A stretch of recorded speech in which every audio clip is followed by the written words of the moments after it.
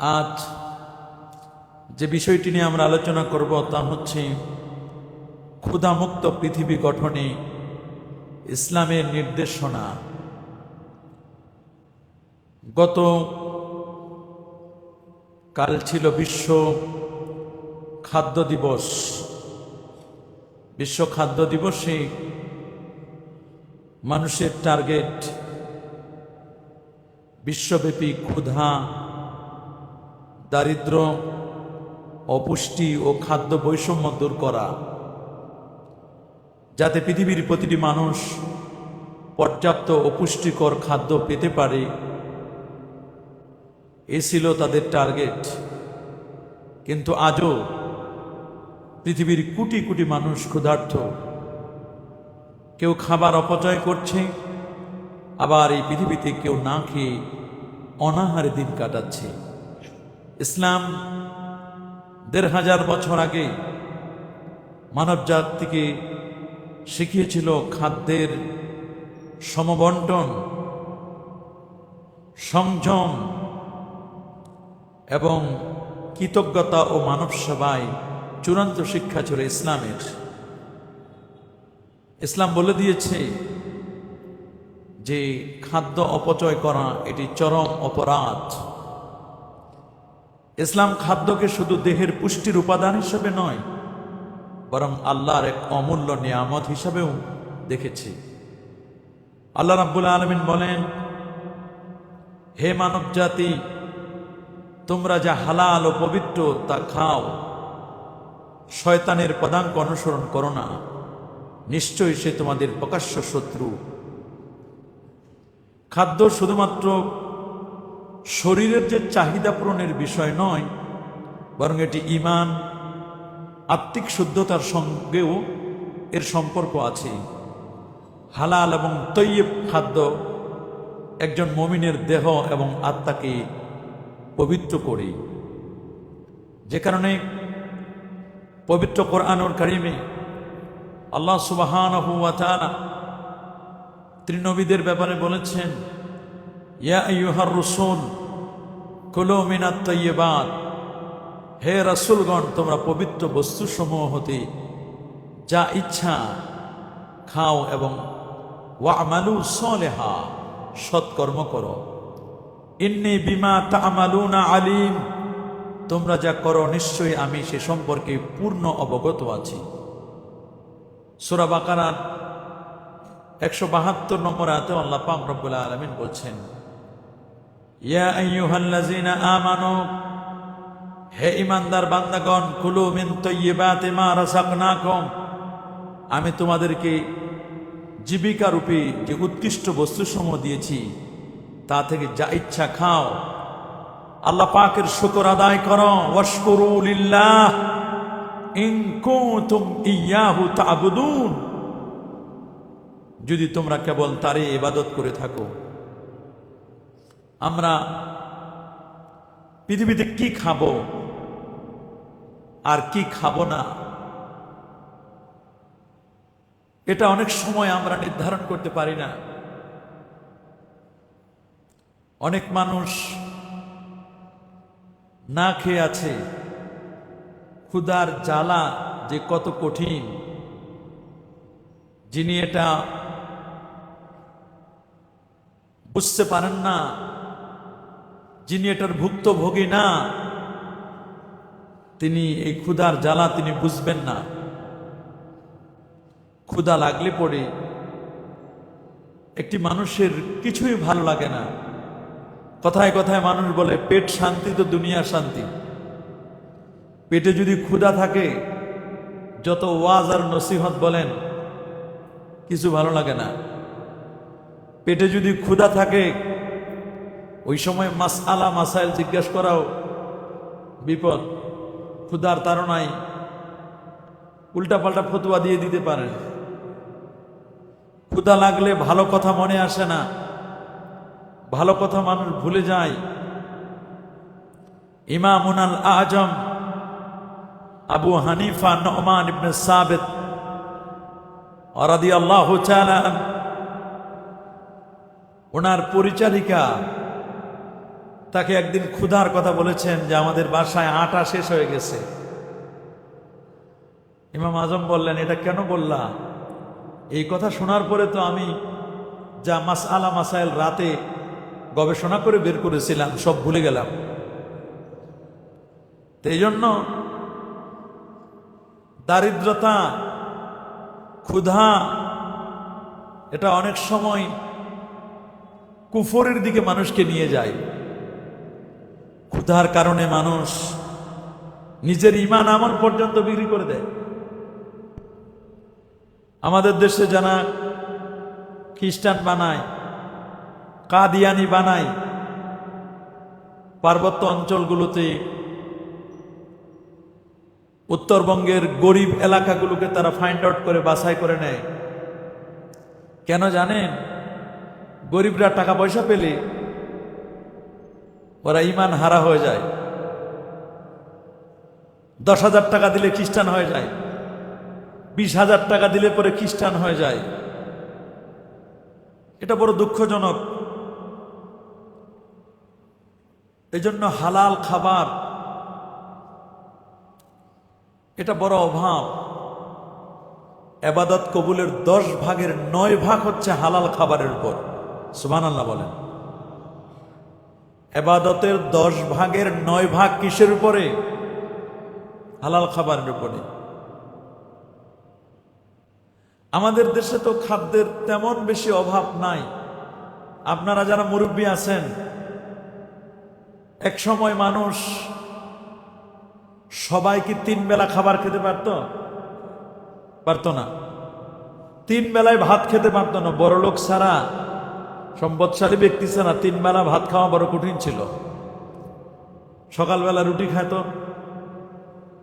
রাতের বেলায় কখনো কখনো কাউন ছিল, কাউনের চাউলের ভাত খেত, দুপুরে ভাত খেত অল্প একটু। এক বেলা ভাত খেত 2 বেলা, এক বেলা রুটি আর এক বেলা কাউন। এমন একটা সময় মানুষের গেছে। এখন পুরো উল্টো চিত্র।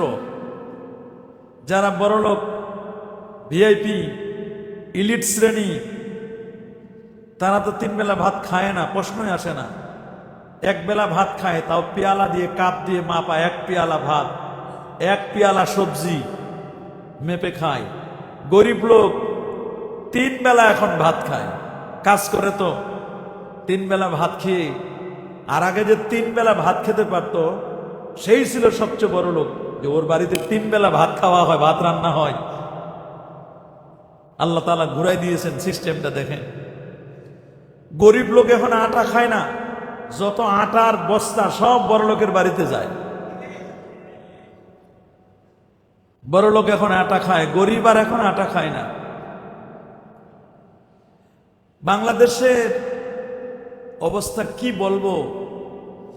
এদেশে আপনি ভালো খাবার, নিরাপদ খাবারের সবচেয়ে বড় অভাব আমাদের প্রিয় মাতৃভূমি বাংলাদেশে। সবচেয়ে বড় অভাব আমার দেশে। আমাদের দেশের খাবারের স্বাদও অনেক ভালো, ভেজালও বেশি। কি বেশি? ভেজাল বেশি। আমাদের দেশে খাবারের দোকান বেশি।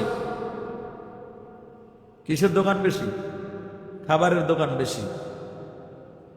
এবং বাঙালি আমরা যারা, আমরা মশলা বেশি খাই। আমাদের দেশের সবচেয়ে নিরাপদ খাবারের বড় অভাব। কোথাও কোনো সফর করবেন, কোথাও আপনি যাবেন, মন চাইলে একটা হোটেলে আপনি খাবার ইচ্ছা করা যায় না, বাসি খাবার। কথা বলেন না। খাবারের মধ্যে তেলাপোকা, খাবারের মধ্যে ব্যাঙ, খাবারের মধ্যে মাছি। যে তৈলটা ব্যবহার করছে ওটা তৈল না, পাম অয়েল। এমন ভাবে মোবিল, মানে কোনটা খাবার আপনি নিরাপদ পাবেন না। তা আমরা মাঝে মধ্যে খাবারের জন্য চিন্তা করে দেখি, একেবারে যেখানে বাঁশের সেবা দিয়ে দোকান, লাইভ দোকান, মানে ওদের কোনো ফ্রিজ নাই, বাজার থেকে কিনবে রান্না করে খাবেন। এগুলোতে মাঝে মধ্যে নর্মাল হোটেলে খেতে হয়।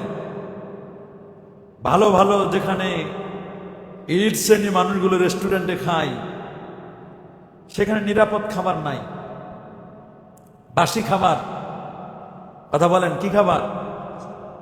আর সৌদি আরবে আমরা দেখলাম, আমাদের সফরে, হজের সফরে, ওমরার সফরে দেখছি ডিমের মধ্যেও ডেট লেখা আছে, খাবারের মধ্যে ডেট লেখা আছে। ডেট পার হয়ে গেলে, এক্সপায়ার ডেট পার হয়ে গেলে যদি খাবার বিক্রি করে মামলা হয়ে যাবে। কখনো কখনো ওই খাবার খেয়ে যদি মানুষ অসুস্থ হয় তাহলে তার ফাঁসি হয়ে যায়। আর আমার বাংলাদেশে যে যত ভেজাল মিশাইতে পারে, ফুড কালার ব্যবহার করে, বলেন না কি ব্যবহার করে? Food colour. যেই রংটা কাপড়ে দেয় সেই রং মানুষ আমাদের খাবারে দেয়। নাউজুবিল্লাহ বলেন। নিরাপদ খাবারের বড় অভাব, যে কারণে আপনারা জানেন এই খাবার খেয়ে মানুষ, বর্তমানে খাবার খেয়ে, আগে কিডনি রোগ এত ছিল না, বলেন তো এখনো কিডনি রোগ হয় কিনা? বলেন না। Pressure, heart attack, brain stroke, এগুলো রেয়ার শোনা যেত, খুব কম, এগুলো খুব কম শোনা যেত। এখন এগুলো অহরহ আমাদের সমাজে। কি বলেন না? এগুলো অহরহ। ডায়াবেটিক্স তো ভিআইপি রোগ, জাতীয় রোগ হয়ে গেছে এখন। বলেন না, আগে মানুষের জ্বর, সর্দি, কাশি এগুলো ছিল, এখন জ্বর, সর্দি, কাশি, ডিসেন্ট্রি এগুলোকে মানুষ রোগেই মনে করে না। এখন সবচেয়ে জটিল কঠিন রোগগুলো আস্তে আস্তে করে দিন দিন করে বাড়ছে। কারণ কি? কারণ হচ্ছে এটা আমাদের সব আমাদের হাতের কামাই। জহরাল ফাসাদু ফিল বাররি ওয়াল বাহর বিমা কাসাবাত আইদিন নাস। জলে আর স্থলে যা দেখো সব হচ্ছে তোমাদের হাতের কামাই, সব আমাদের হাতের কামাই। আগের করল্লা খান, আগে যারা করল্লা রান্না করে খেতেন তাদের যে স্বাদ, এখন সেই করল্লায় কি স্বাদ আছে? গ্রামের 1 কেজি করল্লা কিনবেন, 1 কেজি ঢেঁড়স কিনবেন, 1 কেজি মাছ কিনবেন, শিং মাছ, ওটার যে স্বাদ ঢাকা শহরে আনবেন কোনো স্বাদ নাই,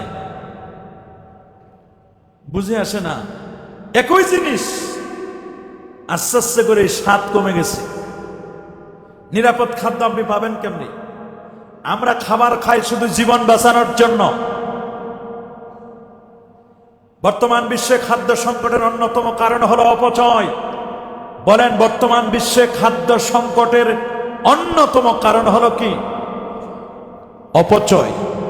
খাবার যে কি পরিমাণ অপচয় হয় এটা বিবাহ অনুষ্ঠানে গেলে দেখলে বোঝা যায়। আর আমরা তো এমন তেলা মাথায় তেল দিই, যার প্লেটে খাবার আছে তারে আবার খাবার দিই, যার প্লেটে খাবার নাই তাকে খাবার দেওয়া হয় না। গরিব না খেয়ে মরে, ক্ষুধাতুর মানুষ না খেয়ে মরে, ছিন্নমূল এতিমখানা মানুষগুলো না খেয়ে মরে। এদেশে বড়লোক আরো বড়লোক হচ্ছে, গরিব আরো আস্তা করে নিক্ষিপ্ত হচ্ছে। মধ্যম শ্রেণী মানুষগুলো তো কোনো কথা বলতে পারতেছে না, ধুকরে ধুকরে কাঁপছে। কথা বলুন। অপচয়, এর অন্যতম কারণ হলো অপচয়। গতকালকে একজন বলল, সরকারি অফিসগুলোতে একটা মেশিন কিনে 90,000 92,000 টাকা, 2-3 মাস পর ওইটা আবার অপশনে উঠাই দেন। ভালো জিনিস, অপশন উঠাই দিয়ে ওটা বিক্রি করলো, বিক্রি করে ওটা কয়েক বেচা কিনা হয়ে তার কাছে ওই টাকাটা চলে গেল সিস্টেম করে। আবার আরেকটা জিনিস কিনলো, একটা কলমের দাম যেখানে 3 টাকা 5 টাকা, অফিসগুলোতে অনেক সময় কলম, এক একটা কলমের দাম দেখা হয় 30 টাকা করে, দিনে কমপক্ষে 1-150 কলম যায় মনে করে। এভাবে করে তো চলে অপচয়। কথা বলেন। আর আমার দেশের শিক্ষা ব্যবস্থা যে কঠিন অবস্থা, শিক্ষকরা দেখেন আন্দোলন করে। যারা প্রজন্ম গড়ার কারিগর, মানুষ গড়ার যারা কারিগর, যারা মানুষ গড়ে, প্রজন্ম তৈরি করে, যারা ভালো মানুষ বানায়, তারা আজকে রাস্তায় কেন? কেন তাদের আন্দোলন করতে হয়? কেন তাদেরকে অনশন করতে হয়? কেন আজকে তারা আন্দোলন করবে নিজের বেতনের জন্য, বাড়ি ভাড়ার জন্য? বাড়ি ভাড়া পাই আমরা 1000 টাকা। কত? আমরা মেডিকেল ভাতা পাই 500 টাকা, ডাক্তারের ফি তো 1200 টাকা। কথা বলেন না? এটা ডাক্তার দেখাবেন, ভালো জায়গা ডাক্তার দেখাবেন, 1000-1200 টাকার নিচে কোনো ভালো ডাক্তার নাই। প্রফেসর লেভেলের একজন ডাক্তার দেখাতে গেলে 1200 টাকা। 500 টাকা যদি মাসে আমার মেডিকেল ভাতা দেয় সরকার, 500 টাকা ভাতা দিলে আমি ডাক্তার দেখাবো কি, ওষুধ কিনবো কি, আর টেস্ট তোর কোনো হিসাব নাই। ডাক্তাররা এখন এমন, ডাক্তাররা তখন টেস্ট লেখা লাগে না, এখন দাগাই দেয়, নিজেও দাগায় না, আরেকজনের দ্বারা দাগায়। কম্পাউন্ডার থাকে 500, ও বলে যে 3 নম্বর, 5 নম্বর, 7 নম্বর, 11, 21, 22, 25, মোটামুটি 8-10টা টেস্ট সে দাগাই দিল। দাগাই দেওয়ার পরে এগুলো আবার উনার নির্ধারিত ল্যাব ছাড়া টেস্ট করা যাবে না, কারণ ওইখান থেকে উনি মাল পায়। এগুলো কি ডাক্তার না ডাকাত? বলুন। আর ডাক্তারদের মাঝে মধ্যে কিছু কিছু ডাক্তারের লেখার অবস্থা যা, আরে মা কি যে লেখে। তারপরে আপনি এত কষ্ট করে সিরিয়াল খেটে খেটে 2-3 ঘন্টা টেস্ট করার পরে আপনি কত যত্ন করে টেস্টগুলো স্যারের কাছে দিলেন, উনি ওটা আগের জানা তার। এগুলো টেস্ট দিছে করার জন্য, ইনভেস্টিগেশন করার জন্য, এই জন্য নয় যে আপনার কি রোগ হয়েছে। মাঝে মধ্যে এমনি টেস্ট, হাওয়াই টেস্ট দেয়, আছে না এরকম কিছু ডাক্তার? এত কষ্ট করে আপনি টেস্ট করলেন, ওগুলো যে একটু যত্ন করে দেখবে না, তাও দেখে না, তাও ভালো করে দেখে না। একটা রোগীর সাথে যেভাবে ভালো বিহেভ করা দরকার, ভালো আচরণ করা দরকার, আমার দেশের ডাক্তাররা ভালো, অনেক মেধাবী, অনেক জিনিয়াস তারা, তারপরে রোগীর সাথে ভালো বিহেভ না করার কারণে একই রোগী ভারতে গেলে, ডাক্তারদের কাছে গেলে তারা খুব আদর পায়, সিঙ্গাপুরে গেলে, মাউন্ট এলিজাবেথে গেলে, লন্ডনে গেলে, আরো বিভিন্ন দেশে গেলে, চায়না গেলে, তারপরে আপনার আরো বিভিন্ন জায়গায় গেলে সেখানে তারা সুস্থ হয়ে আসে। আমার দেশে যে ভালো ডাক্তার নাই তা না, আমার দেশে ভালো ভালো মানের ডাক্তার আছে, কিন্তু এদের বিহেভ খারাপ। অনেক ডাক্তারের বিহেভ খারাপ, রুগীকে দেখে মনে করছে ওরে বাপরে বাপ, আল্লাহ জানে আমি আর কয়দিন জানি টিকবেন, এরকম যদি বলে তো এর নিঃশ্বাস। আর বিদেশের ডাক্তাররা আপনাকে খুব কাছে ডাকবে, আপন করবে, মা কি হয়েছে, বাবা কি হয়েছে, কাছে ডেকে বলবে আপনার কিছুই হয় নাই। এখন যখন দেখা যায় বিদেশের ডাক্তার, এত বড় ডাক্তার আমাকে বলছে আমার কিছুই হয় নাই, বলে সামান্য একটু হয়েছে, এই ওষুধ দিলে চলে যাবে, আপনি অল্প দিনের মধ্যে সুস্থ হবেন। এই যে একটা সান্ত্বনার বাণী পেল, এই সান্ত্বনার বাণী পেয়ে তো সে অর্ধেক সুস্থ। আর আমার দেশের ডাক্তার তো মনে করছে হাই হাই চাচা অবস্থা তো বেশি ভালো না। বলে বাবা কি হয়েছে, বলে আপনারে বলা যাবে না, আপনার ছেলেরে বলবো। এই তো ধরাই দিল রোগ, ইচ্ছাই খেদমত চলবে। নাউজুবিল্লাহ বলেন, মাআযাল্লাহ বলেন। এইরকম ডাক্তার আছে না নাই? দুঃখ লাগে, এই পৃথিবীতে একটা গরু গরু হয়ে জন্ম নেয়, একটা ছাগল ছাগল হয়ে জন্ম নেয়, একটা বিড়াল বিড়াল হয়ে জন্ম নেয়, কিন্তু একটা মানুষ মানুষ হয়ে জন্ম নেয় না, তাকে মানুষ বানাতে হয়। মানুষ বানানোর যারা কারিগর তারা হলো শিক্ষক। বলেন না তারা কে? শিক্ষককে যখন পুলিশ পেটায়, শিক্ষককে যখন সরকারের বাহিনী পেটায়, তাদের চিন্তা করা দরকার আমরা তো এদের এক সময় ছাত্র ছিলাম। পিটানোর সময় একটু চিন্তা করবেন না? রক্তাক্ত করার সময় একটু চিন্তা ভাবনা করেন না?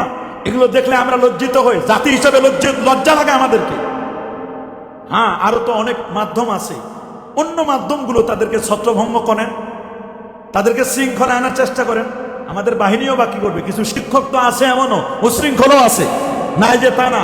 কিছু শিক্ষক তো এমনও আছে নিজের পেশাদারিত্বকে বাদ দিয়ে, নিজের সে শিক্ষকতার পেশা বাদ দিয়ে শুধু মাসে মাসে বেতন পায়, প্রকৃত শিক্ষাটা দেয় না, যে কারণে এবছর রেজাল্টে ধস নেমেছে গতকালে। কথা বলেন, জোরে বলেন। আগে তো শুধু বেশি বেশি করে মার্ক দিয়ে দিয়ে খালি এ প্লাস কেমনে বানানো যায় এই চেষ্টা। এবার মোটামুটি একটু ভালো করে খাতা দেখা হয়েছে, ভালো করে খাতা দেখেছে, ভালো করে খাতা দেখার কারণে অর্ধেকে নেমে এসেছে, অর্ধেকে কি নেমে এসেছে। তবে এক্ষেত্রে মাদ্রাসা ভালো রেজাল্ট করেছে। আমাদের মাদ্রাসাও প্রায় 1250 ছাত্র ছিল এইচএসসিতে, তাদের দেখলাম অর্ধেকেরও বেশি তারা এ প্লাস পেয়েছে। আলহামদুলিল্লাহ, ভালো রেজাল্ট করেছে, বাংলাদেশের শ্রেষ্ঠ পার্সেন্টেজের দিক থেকে রেজাল্টে অনেক ভালো করেছে আলহামদুলিল্লাহ।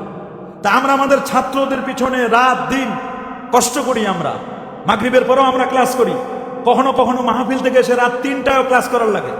রাতে ক্লাস হয়, দিনে ক্লাস হয়, সকালে ক্লাস হয়। মাদ্রাসায় প্রায় 20 থেকে 22,000 ছাত্র আমাদের, তাদের শিফটে এভাবে ক্লাস নিতে হয়। ভালো পড়াতে পারলে ছাত্রের অভাব হয় না। ভালো পড়াতে হবে আপনাদের, শিক্ষকরা ভালো পড়ায় না, যে কারণে দেখবেন অনেক অনেক জেলায় একজনও পাশ করে না, এমনও আছে শুনেছি। এরকম বহু কলেজ আছে একজন ছাত্র পাশ করে নাই। শুনেছি 3 জন না 7 জন ছাত্রের জন্য 12 জন টিচার কষ্ট করছে। 12 জন টিচার কষ্ট করছে, তাদেরকে পড়াইছে, 7 জন ছাত্রের জন্য একজনও পাশ করে না, ফেল করছে। বর্তমানের শিক্ষা ব্যবস্থার যে অবস্থা, দুঃখ লাগে এগুলো। কার কাছে বলবেন আপনি? শিক্ষক মাসে মাসে বেতন নেয়, ঠিক মতো পড়ায় কিনা, ছাত্র পড়ে কিনা। দেখলাম আজকে একটা কলেজ থেকে নোটিশ করেছে, সেই কলেজের নোটিশের মধ্যে লিখেছে ছাত্র অ্যান্ড্রয়েড সেট মোবাইল ক্লাসে আনতে পারবে না। এটা এখন কেন নোটিশ দিলেন? আরো 10 বছর আগে নোটিশ দেওয়া দরকার ছিল। ছাত্র উপস্থিতি নাই, গার্ডিয়ানদের কাছে বাসা থেকে ছাত্র বের হয়, বের হয়ে যে কোন জায়গায় যায় তার তো খবর নাই। কলেজে আদৌ ক্লাস করে কিনা, ইউনিভার্সিটিতে ক্লাস করে কিনা।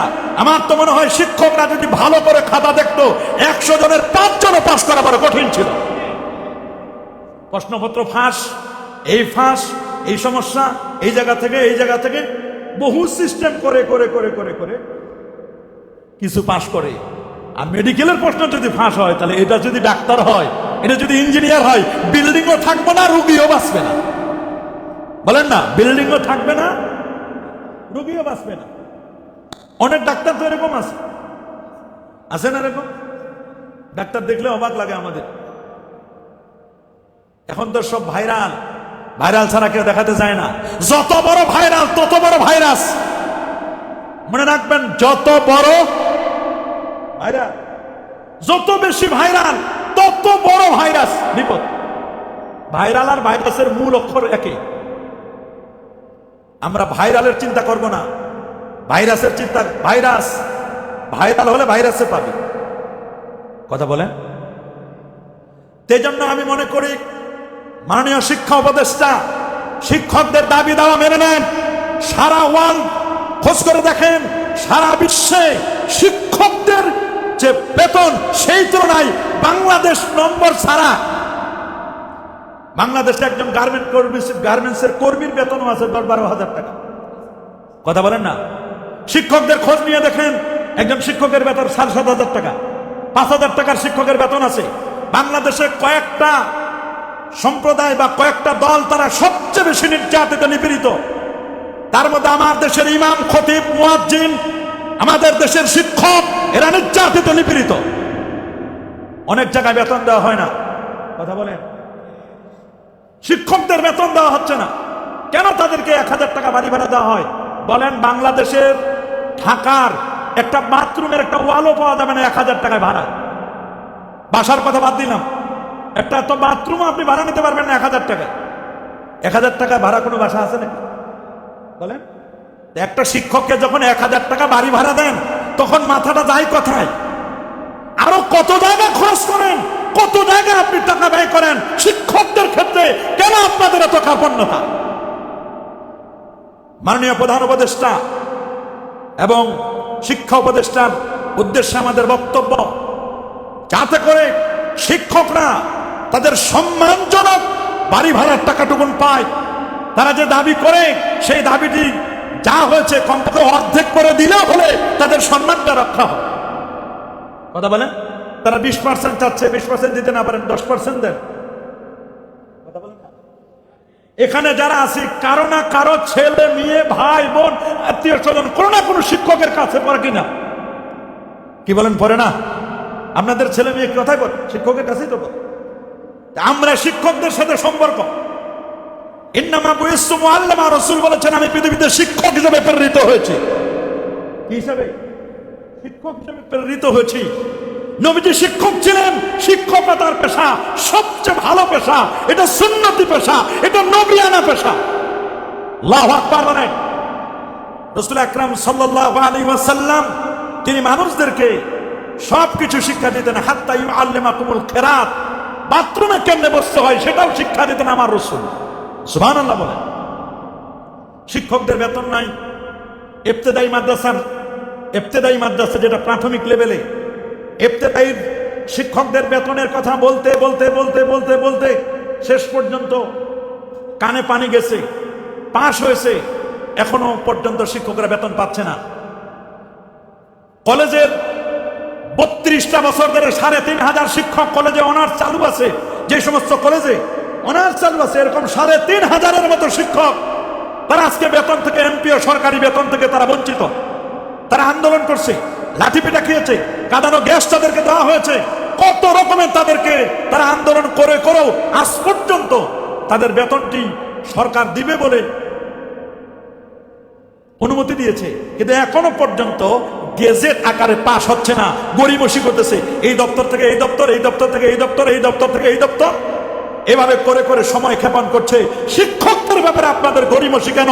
শিক্ষক যারা প্রজন্ম করার কারিগর, শিক্ষকদেরকে যদি অবহেলা করা হয় এই জাতি কখনো উন্নয়নের পথে আগাতে পারবে না। আমি নিজে একজন শিক্ষক, যেখানে শিক্ষকদের দরদ আমি বুঝি। আমি নিজে একজন শিক্ষক। একজন শিক্ষকের কতগুলো ক্লাস নিতে হয়, কোনোদিন 7-8 ঘন্টা নিতে হয়, পরীক্ষার ডিউটি দিতে হয়, 500-600 খাতা দেখতে হয়। একজন শিক্ষকের কতগুলো কাজ, একটা শুধু কাজ নয়, একটা শিক্ষকের অনেকগুলো দায়িত্ব। আর আপনার সন্তানকে তো আপনি প্রতিষ্ঠানে পাঠায় দেন, প্রতিষ্ঠানে পাঠায় দিয়ে আপনি মনে করেন নিরাপদ। এই সন্তানগুলোকে কন্ট্রোলে আনা, ছাত্রদেরকে কন্ট্রোল করা, এটা তো শিক্ষককে করে। এই দায়িত্বটা সাধারণ দায়িত্ব নয়। আপনার তো জন্ম দিয়ে শেষ, কিন্তু এগুলোকে মানুষ বানানো, মানুষের মতো মানুষ গড়ে তোলেন শিক্ষকরা। আমাদের শিক্ষকদের প্রতি সফট মাইন্ড হতে হবে, শিক্ষকদের প্রতি আমাদের দরদ থাকতে হবে।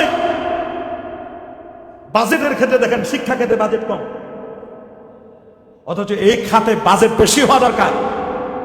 ঠিক সেম কাহিনী কলেজে যেমন আছে, মাদ্রাসায় আপনি কি বলবেন?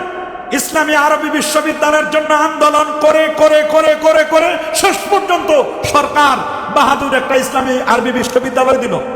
এটা তো আপনাদের পাশে ধানমন্ডি, বুঝছি না, ইসলামী আরবি বিশ্ববিদ্যালয় দিল।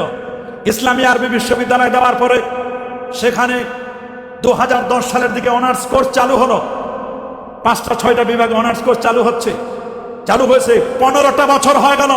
সারা বাংলাদেশে বর্তমানে প্রায় 200-এর অধিক শিক্ষক কষ্ট করে করে করে করে অনার্সের ছাত্রদেরকে তারা পড়াশোনা করাচ্ছে। আমরা আমাদের অনার্সের ছাত্রদেরকে পড়াশোনা করাই। এই ডিপার্টমেন্টে কোনো একজন শিক্ষক তারা দেয় নাই, একজন শিক্ষকও দেয় নাই। অথচ এই শিক্ষকের দ্বারা ইসলামী আরবি বিশ্ববিদ্যালয়ে তারা প্রশ্ন করায়, তারা খাতা দেখায়, বিভিন্ন কার্যক্রম তারা করে নেয়। ইসলামী আরবি বিশ্ববিদ্যালয় আছে ঠিকই, কিন্তু এই শিক্ষকদের ব্যাপারে তারাও চেষ্টা করে যাচ্ছে। তাদের দোষ দিয়ে লাভ নাই। গেজেট পাস করতে তারা গড়িমসি করতেছে। শিক্ষকরা যেন এমপিও পায়, এর জন্য কেন আন্দোলন করতে হবে, কেন সম্মেলন করতে হবে, কেন তারা অনশন করবে? এদেরকে তো অনায়াসে, হ্যাঁ আপনি দেখেন প্রকৃত শিক্ষকেরা আছে কিনা, প্রপারলি নিয়োগ হয়েছে কিনা, ছাত্র আছে কিনা। যদি থাকে তাহলে তাদেরকে এমপিও দিতে সরকারের গড়িমসিটা কোথায়? কেন কোথায়? কারা কোন আমলায় কাজটা করছে? তাদেরকে ফাইন্ড আউট করে তাদেরকে বিচারের আওতায় আনা হোক। শিক্ষকদের ব্যাপারে আপনাদের গড়িমসি কেন? শিক্ষকদের আন্দোলন এটা মেনে নেওয়া যায় না। শিক্ষকরা কেন আন্দোলন করবে? শিক্ষকরা থাকবে ক্লাসে। আজকে 5-6টা দিন হয়ে গেছে শিক্ষকরা ঢাকায় এসে আন্দোলন করছে। আপনারা দেখেন না নাকি? আপনারা তো দেখতেছেন। এটা দুঃখজনক কথা। আল্লাহ আমাদের হেফাজত করুন, আল্লাহ এদেরকে সঠিক বুঝ দান করুন। আবার পানির অপর নাম যেমন জীবন, আবার পানির অপর নাম মরণও আছে। বলেন না, পানির অপর নাম যেমন জীবন, পানির অপর নাম কি? মাঝে মধ্যে ওয়াসার পানিতে দুর্গন্ধ আসে, কথা বলেন, ভালো পানি পাওয়া যায় না, গড়িমসি করে। এখন মোটামুটি পানির একটা লাইনে আসছে। এখন আবার নতুন করে শুনতেছি বিল মন যা চাই সেভাবে দেওয়া হয়। এগুলো ইনভেস্টিগেশন করে দেখা দরকার। খুব ভালো করে খেয়াল করবেন। পানির অপর নাম যেমন জীবন, পানির অপর নাম কি? পানি বেশি হলেও তো বিপদ। পানি তো দেয় আল্লাহ, কে দেয় বলেন? পানি আসে কার কাছ থেকে? ওয়ানসালা মিনাস সামাই মাআন ওয়ানসালনা মিনাস সামাই মাআন তাহুরা। পবিত্র পানি দেন আমার আল্লাহ। পানির স্রষ্টাকে আমরা নিজেরা ক্রিয়েট করতে পারি নাই। পানি বানিয়েছেন আল্লাহ তাআলা। আল্লাহু আকবার বলেন। এমন বহু প্রাণী আছে তাদের পানি লাগে না, নিজেরা পানি উৎপন্ন করে। সুবহানাল্লাহ বলেন, আল্লাহু আকবার বলেন। এই জন্য পানির অপচয় করা যাবে না। আমরা অনেক সময় উজু করার সময় কানে মোবাইল দিয়ে পানি চলতেছে, পানি অটোমেটিক চলতেছে, আমি উজু করতেছি না, কানে মোবাইল দিয়েছি, অনেক সময় 5 মিনিট পর্যন্ত কল ছেড়ে রাখে আসে। এগুলো পানির অপচয় করা যাবে নাকি? পানির যখন আপনি অপচয় করবেন তখন বিল বেড়ে যাবে। বিল যখন বেশি হবে, এই যে বলছে দেখেন, গত অক্টোবরের বিদ্যুৎ বিল এসেছে 1,03,395 টাকা, পানির বিল এসেছে 67,588 টাকা। অথচ এর আগে পানির বিল আসতো 20,000। এক মাসের মধ্যে কেন 3 গুণেরও বেশি? আমার বুঝে আসে না কিভাবে এমনটা করে। এগুলো অবশ্যই গিয়ে খোঁজ নেওয়া দরকার। অনেক সময় কর্মচারী যারা আছেন তারা এগুলো ভালো মতো খোঁজ খবর না নিয়ে অনেক সময় আন্দাজে বিল করে দেয়। এটা খোঁজ নেওয়া দরকার। এগুলোর ব্যাপারে আমাদের সচেতন হতে হবে। আমরা ইনশাল্লাহ চেষ্টা করবো এটা কেন এমন হলো। তা পানি, রাসূল আকরাম সাল্লাল্লাহু আলাইহি ওয়াসাল্লাম বলেন তোমার খাবারের পেটটাকে 3টা ভাগে ভাগ করবে। 1 ভাগ খাবার, বলেন 1 ভাগ কি? খাবার। সেই খাবারটা কোন খাবার খাবো? যেই খাবারটা আমার স্বাস্থ্যের জন্য মানানসই, আমার স্বাস্থ্য যেটা সাপোর্ট করবে সেই খাবারটা আমাকে খেতে হবে। আল্লাহ নবীর প্রিয় খাবার ছিল, নবীজির প্রিয় খাবার ছিল দুধ। বলেন না, নবীর প্রিয় খাবার ছিল কি? দুধ। নবীজির প্রিয় খাবার ছিল বিত্তিখ, তরমুজ। সুবহানাল্লাহ। নবীজির প্রিয় খাবার আঙ্গুর ছিল। নবীজির প্রিয় খাবার মাছ ছিল। নবীজি মুরগি খেতেন, মুরগির গোশত নবীজি খেয়েছেন, হাদিসের মধ্যে আসছে। সুবহানাল্লাহ বলেন। আল্লাহর নবী তিনি ভিনেগার খেতেন। ভিনেগার আল্লাহ নবীর প্রিয় খাবারগুলোর মধ্যে ভিনেগারও আছে। আল্লাহু আকবার বলেন। ভিনেগার নবীজি খেতেন। তো এই যে নবীজির প্রিয় খাবারগুলোর মধ্যে একটা ছিল কদু। সুবহানাল্লাহ বলেন। নবীজির প্রিয় খাবার ছিল কদু। নবীজি 3 ফল খেতেন। আল্লাহু আকবার বলেন। এগুলো নবীজির প্রিয় খাবার ছিল। নবীজি 3 ফল খেতেন। আল্লাহ নবী খাসির গোশত খেতেন, খাসি, ভেড়া, দুম্বা, এগুলো নবীজি খেতেন। মাসবিয়ান, ভুনা করা খেতেন। রাসূল আকরাম সাল্লাল্লাহু আলাইহি ওয়াসাল্লামের প্রিয় খাবার এগুলো ছিল। জৈতুনের তৈল দিয়ে খাওয়া হতো, অলিভ অয়েল যেটা। আমাদের তৈলে ভেজাল। বলেন না, কিসে ভেজাল? তৈলে ভেজাল। যেখানে ওই যে কোনো রকমের তৈল খেলে আমাদের গ্যাস্ট্রিক হয়, আলসার হয়, বিপদে পড়ে আমরা। তো নবীজি বলছেন কুলু মিনাজ যায়িত, তোমরা জৈতুনের তৈল খাও। ওয়াদাহিনু, জৈতুনের তৈল শরীরের মধ্যে মাসাজ করো। চুলে জৈতুনের তৈল দাও, দাড়িতে তৈল দেন, দেখবেন আপনার চামড়া ভালো থাকবে, বিষ ব্যথা কমে যাবে। জৈতুনের তৈল। আল্লাহু আকবার বলেন।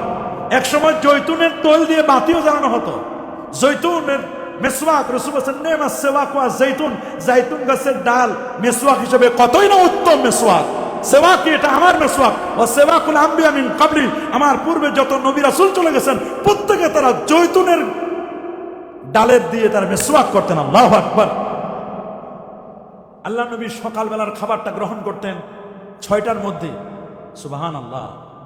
নবীজি দুপুরের খাবার গ্রহণ করতেন 2টার আগে। 12টা থেকে 12টার মধ্যে নবীজি খাবার গ্রহণ করে নিতেন। রাতের খাবার তিনি আবার সন্ধ্যার মধ্যে খেয়ে নিতেন।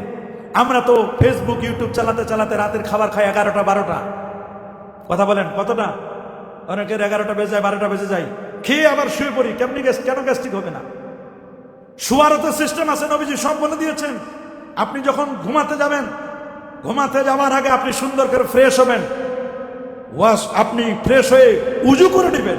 উজু করে যদি আপনি ঘুমান আপনার ঘুমটা ভালো হবে। সুবহানাল্লাহ বলেন। ব্রেনটা আপনার ঠান্ডা থাকবে।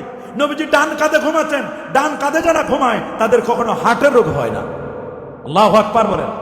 নবীজি দুপুরের খাবার খাওয়ার পর একটু কাইলুলা করতেন, একটু রেস্ট নিতেন। দুপুরের খাবারটা গ্রহণ করার পর একটু কাইলুলা করতে হয়। 10 মিনিট 5টা মিনিটের জন্য একটু বিশ্রাম নেন আপনি। ঘুম না, একটু বিশ্রাম।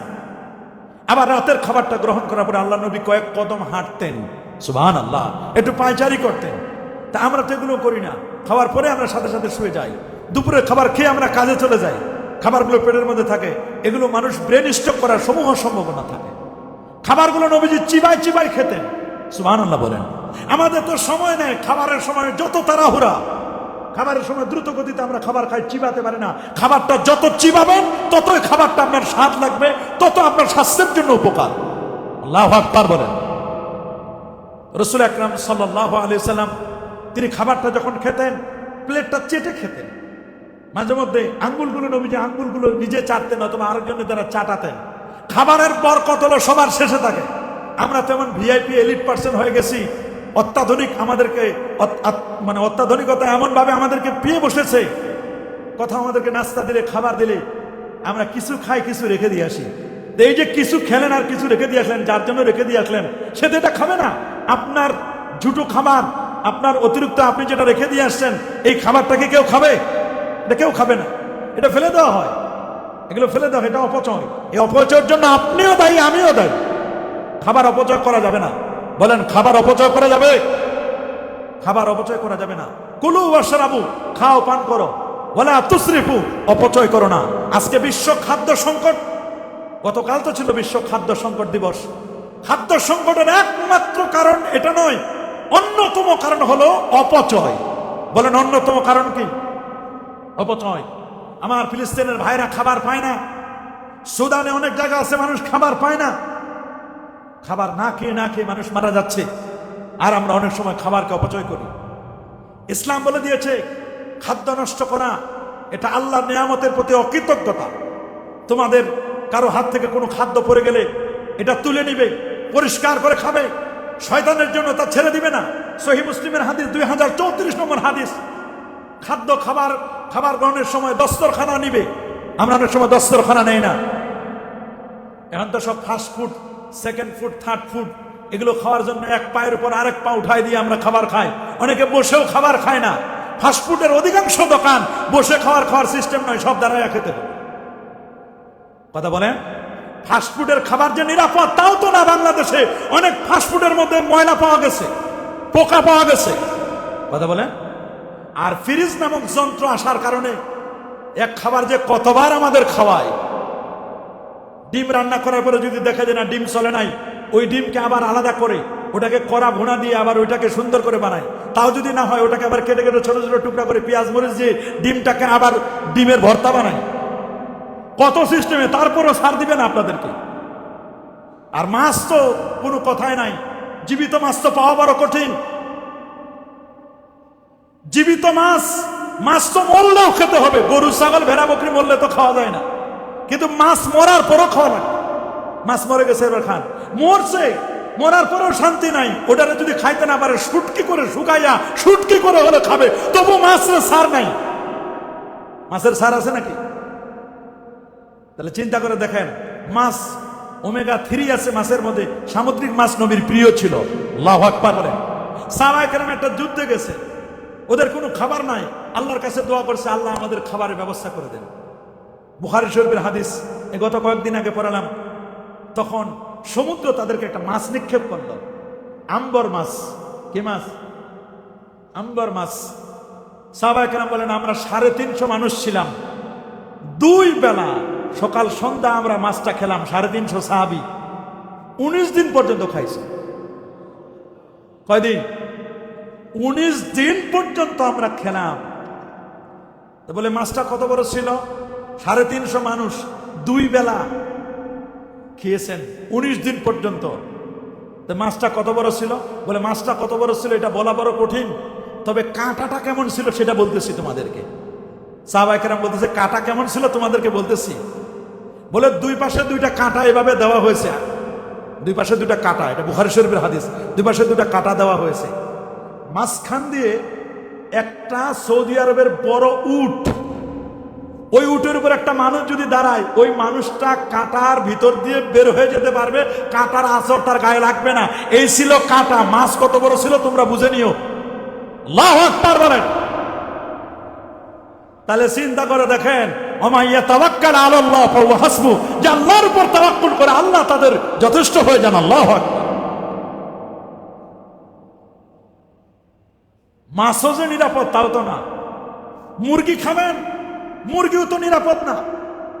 মুরগিগুলোকে এই যে ফার্মের মুরগিতে যা খাওয়ায়, ফিট খাওয়ায়, ওগুলো খায় তো ফিট হয়ে যান অনেকে। বলেন না, এগুলো খাওয়ার পরে কি হয়ে যায়? অনেকে ফিট হয়ে যায়। ফার্মের মুরগি খাওয়া তো বিপদ। তাদেরকে যে খাবারগুলো খাওয়ানো হয় ওইগুলো খাবার খাওয়ার পরে ফার্মের মুরগি আপনি যদি খান, তাহলে আমি অসুস্থ হয়ে যাচ্ছে অনেকে। ফার্মের মুরগি ফিট খাওয়ার কারণে ওদের হাড় দুর্বল, হৃৎপিণ্ড দুর্বল, অল্প আবার শুনলেই মনে রাখবেন যে ওরা দুর্বল হয়ে যায়, হার্ট অ্যাটাক করে। কারণ ওদের খাবারের যেটা চাহিদা, মানে যেই রকম খাবার দরকার এরকম খাবার তো তারা পায় না, খালি বডি বানায়। কেমনে ইনজেকশন দিয়ে দিয়ে শুনেছি কেমনে স্বাস্থ্য বাড়ানো যায়। কুরবানির মধ্যে গরু বিক্রি করবে, ওই গরুর মধ্যে ইনজেকশন দিয়ে স্বাস্থ্য বাড়ায়, নাউজুবিল্লাহ বলেন। কষায় গোস্ত বিক্রি করবে, পানি না দিলে তো কোনো গোস্ত বিক্রি হয় না।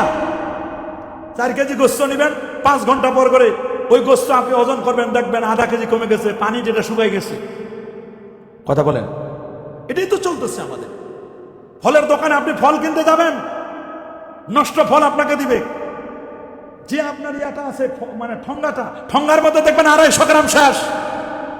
যারা বলেন আছে না এরকম, আছে না এরকম 250 গ্রাম শেষ। যদি আমানতদার ব্যবসা যদি না হয়, আমানতদার ব্যবসা যদি না হয়, তা আপনার এই দোকান, এই টাকা, এই পয়সা দিয়ে কি হবে? মানুষকে আপনি দুনিয়ায় ঠকালেন, আপনি তো আখিরাতে ঠকলেন। আপনি ওজনে কম দিলেন, কথা বলেন, ওজনে কম দেয় কিনা? আবার স্বর্ণের দামে এমন আগুন লাগছে, ওরে বাপরে বাপ, স্বর্ণের যে অবস্থা, মানুষ যখন ব্যস্ত হয়ে গেছে, মনে হয় স্বর্ণ পৃথিবী থেকে উঠে চলে যাচ্ছে, সবাই কেনার জন্য হুড়মুড় করে। আমরাই তো এগুলো বাড়াচ্ছি, কথা বলেন না, আমরাই তো বাড়াচ্ছি এগুলো। আর এদিকে আল্লাহ সুবহানাহু ওয়া তাআলা সৌদি আরবে স্বর্ণের জন্য 125 কিলোমিটার দূরত্বের স্বর্ণের খনি তারা পেয়ে গেছে। আল্লাহু আকবার বলেন। যে রাষ্ট্রকে আল্লাহ তাআলা এত স্বর্ণ দিল, এত দামি দামি জিনিস দিল, সেই সৌদি সরকার তারা যদি মনে করেন সিনেমা হল বানায়, নারীদেরকে যদি ড্রাইভিং লাইসেন্স দিয়ে তাদেরকে যদি বেহাপনা বেলাল্লাপনা শেখানো হয়, মনে রাখবেন নিয়ামত পাওয়ার পরে শুকরিয়া আদায় করা দরকার। আল্লাহ নবীর যুগে যেভাবে রাষ্ট্র চলেছে ওইভাবে চালানো দরকার। আর কত বিধর্মীদের পা চাটা গোলামি করবে? জোরে বলেন। মানুষ হজ করতে যেন সহজে যেতে পারে, সহজ করা দরকার। উমরা যেন সহজে করতে পারে, এগুলো সহজ করা দরকার। কথা বলেন। এখন যদি মনে করেন হজ আর উমরা এগুলো আমাদের ব্যবসার সিস্টেম, এগুলো ব্যবসা, সিন্ডিকেট ভেঙে দিতে হবে। কথা বলেন, সিন্ডিকেট গুলো ভাঙা দরকার। সিন্ডিকেট তৈরি করে করে যেখানে বিমানের ভাড়া হওয়ার কথা 40,000 টাকা, সেখানে বিমান ভাড়া হয় 1,07,000, 1,20,000 টাকা বিমান ভাড়ায়। কি করবে? কারা সিন্ডিকেট করছে? সিন্ডিকেট ভেঙে দেন। জুলাই পরবর্তীতেও যদি সিন্ডিকেট ভাঙতে না পারবেন, তাহলে কিয়ামতের আগে আর ভাঙা যাবে না। আর কখন ভাঙবেন সিন্ডিকেট? এখন যদি ভাঙতে না পারেন। দুর্বলতা তো সব জায়গায় চলে এসেছে। যখন 2 নাম্বারি টাকা ঢুকবে সিনাই কলবে, তখন ওই আর ভালো কথা বলার সাহস থাকবে না। ফার্মের মুরগির যে অবস্থা, যারা সুদখোর, ঘুষখোর, জালেম, যারা মনে রাখবেন যারা অন্যায়ভাবে মানুষের টাকা পয়সা লুণ্ঠন করে, তারা ফার্মের মুরগির হাটের যে অবস্থা, ওই রকম জালেম, সুদখোর, ঘুষখোর, বেপরদাগিরি, বেহায়াপনা, অন্যায়ভাবে যারা আয় করে, তাদের অবস্থা একই হয়েছে। তাদের হৃদয়গুলো কিন্তু কাঁপে, কখন জানি কোন দিক থেকে কি চলে আসে। কথা বলেন, জোরে বলেন। এজন্য আমাদেরকে সচেতন হতে হবে, আমাদেরকে সচেতন হতে হবে। অন্যায় টাকা ধরবো না, ছুঁইব না, সুদ ঘুষের সাথে সম্পর্ক রাখবো না, মানুষের প্রতি জুলুম করে টাকা নেবে না। যদি এমনটা করতে পারি, তাহলে আল্লাহর জান্নাতের অপেক্ষা করছে আপনার জন্য, আমার জন্য। আর যদি মনে করি না, গা ভাষা চালাই দিলাম, যা হওয়ার হবে, তাহলে মনে রাখবেন পৃথিবীর ভারসাম্য আস্তে আস্তে কমে যাচ্ছে। বড় কঠিন অবস্থা। পাহাড় কাটা হচ্ছে, গাছ রোপণ বাদ দিয়ে আমরা গাছ কাটতেছি শুধুমাত্র। অথচ আমার রাসূল সাল্লাল্লাহু আলাইহি সাল্লাম তিনি 1500 বছর আগে বলেছেন, যে ব্যক্তি কোনো গাছ রোপণ করে, ফসল ফলায়, এরপর মানুষ, পশু, পাখি তাতে উপকৃত হয়, তাহলে সেটা তার জন্য সদকা হিসেবে গণ্য হবে। সুবহানাল্লাহ বলেন, আল্লাহু আকবার বলেন। আল খাজিনুল আমিন। গতকালকে হাদিস পড়া, গতকালকে আমাদের মাদ্রাসায় বুখারী শরীফ খতম হয়েছে 30 পারা। তা আমার সর্বশেষ হাদিসটা, আমার যেটা সিলেবাসে ছিল আমি অতটুকুন পড়ালাম, সর্বশেষ হাদিসটা তাদেরকে পড়াইছি। আল খাজিনুল আমিন, আল খাজিনুল আমিন, ন্যায়পরায়ণ কোষাধ্যক্ষ। সুবহানাল্লাহ বলেন।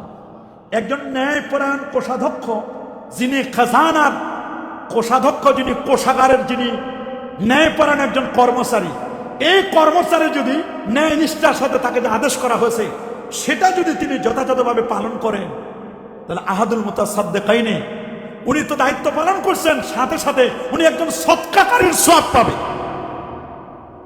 কিন্তু আমরা এটা অনেকে করি না। কোষাধ্যক্ষের দায়িত্বে যারা থাকেন, কোষাগারের দায়িত্বে যারা থাকেন, তারা অনেক সময় এটা যথাযথভাবে করতে পারেন না।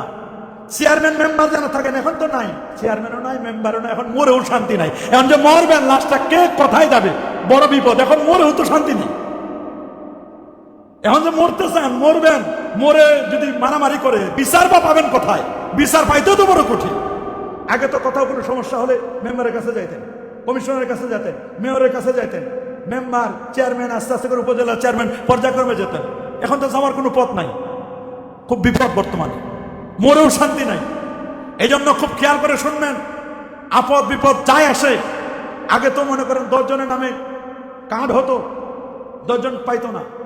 10 কেজি চালের অর্ডার হতো, পাইতো 8 কেজি, 5 কেজি, 2 কেজি চেয়ারম্যানের পেটে ঢুকছে, মেম্বারের পেটে 3 কেজি ঢুকছে।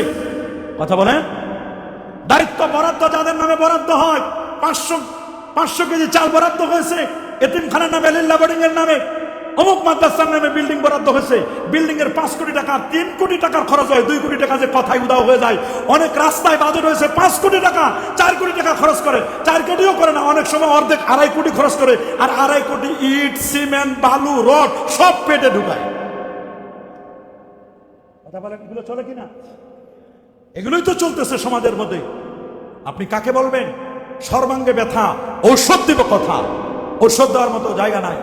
এই জন্য বিশ্ব খাদ্য সংকটে আমাদের সচেতন হতে হবে, অপচয় রোধ করতে হবে, আমাদের প্রত্যেকের দায়িত্ব সম্পর্কে আমাদের সচেতন হতে হবে, পানির অপচয় আমাদের বন্ধ করতে হবে। উজু করার সময় সাহাবায়ে কেরাম অল্প একটু পানি দিয়ে উজু করতেন, তারা গোসলের ক্ষেত্রে তারা স্বল্প পানি নিয়ে তারা গোসল করতেন। আমরা তো অঢেল পানি ব্যবহার করি, অপচয় করে ফেলি আমরা। আল্লাহ আমাদের অপচয় থেকে বেঁচে থাকার তৌফিক দান করুন। আল্লাহ আমাদের খাবারের মধ্যে বরকত দান করুন। ওয়া আখির দাওয়ানা আনিল হামদুলিল্লাহি রাব্বিল